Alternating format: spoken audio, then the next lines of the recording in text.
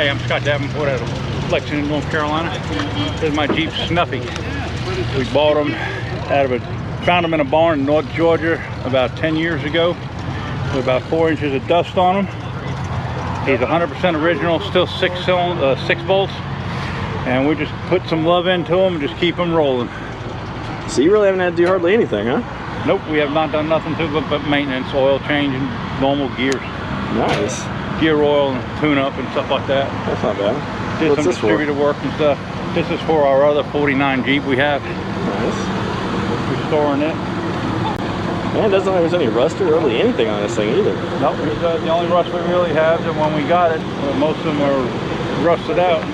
It's just this back corner is the only place that was really rusted out. Okay. So is this is you right here? And that's mine as well. Okay.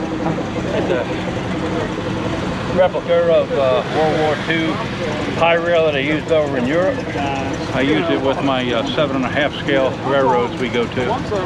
Oh, do you go to the Great Picnic?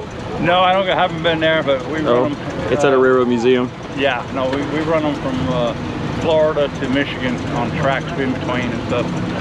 Like all the way? Yeah, we take them down and run on small tracks. Oh, I think like from Indiana to Michigan. I was like, it's a long way. No. Yeah, I'm dumb. 7.5 gauge railroading. Oh, that's super cool. Our main track is in Castle, South Carolina. A place called Dreams Come True is our home track. Oh, well, look me up. I'm in North Augusta, South Carolina. Yep, we will. Cool. Hey, I appreciate it. No problem. Thank you.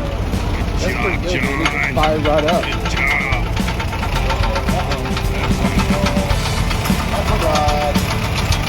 No, he's tapping. Yeah.